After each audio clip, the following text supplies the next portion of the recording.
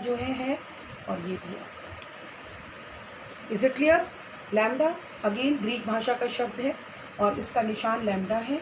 फिर देखिए, दो क्रमागत संपीड़नों के बीच की दूरी या दो क्रमागत विरलनों के बीच की दूरी को हम कहते हैं तरंग दैर्ध्य या फिर वेवलेंथ या लैम्डा। तो ये भी सेम चीज़ है, ये भी, ये भी। तो आई थिंक आपको समझ में आ रही है अच्छे से। Now we are talking about आवृत्ति। आवृत्ति का मतलब आप क्या समझते हैं? आवृत्ति का मतलब होता है बार बार आना। आप एक खाना 2 बार खाते हैं तो आपकी आवृत्ति 2 हुई। आप एक घर पे दिन में 5 बार जाते हैं तो आपकी आवृत्ति क्या होगी? 5।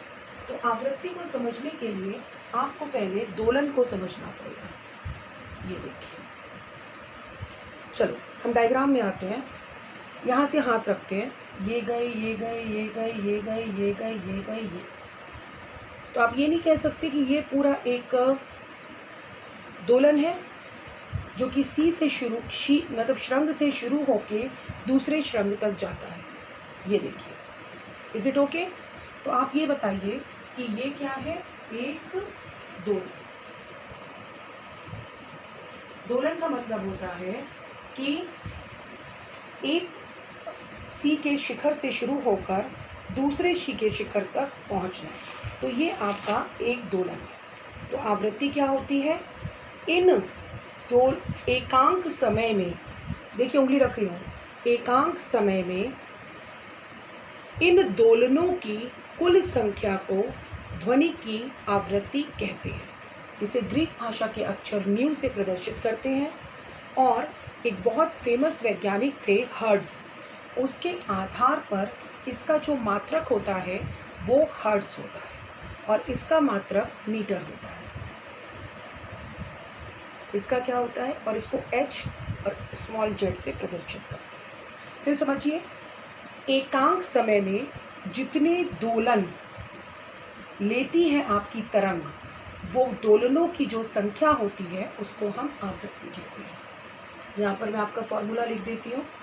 इसको हम न्यू से प्रदर्शित करते हैं और आवृत्ति बराबर होता है 1/T, यानी कि 1/, आवर्त काल। अच्छे से समझिए। Is it clear to everyone? तरंग दैर्ध्य क्या है? दो क्रमागत संपीड़नों के बीच की दूरी लैम्डा या दो क्रमागत विरलनों के बीच की दूरी लैम्डा होती है। और एकांक समय में कोई भी, जैसे एकांक समय में अगर ये 2 दोलन लेगी तो आवृत्ति कितनी होगी? न्यू बराबर 1/T। आई थिंक कि आपको अगर अच्छे से समझ में आ रहा है तो मैं एक और आसान पॉइंट बताती हूँ। 1, 2, 3। अब आइए आयाम पर या एम्पलीट्यूड। ये जो मैक्सिमम आपको ऊंचाई दिख रही है ना बेटा, ये टोटल, ठीक है, इस ऊंचाई को हम बोलते हैं कैपिटल ए। यानी कि एक, अगर हम इसको बोलें कि कैपिटल ए क्या है, तो हम बोलेंगे कि किसी माध्यम में मूल स्थिति के दोनों ओर जो अधिकतम विक्षोभ होता है उसको तरंग का आयाम कहते हैं।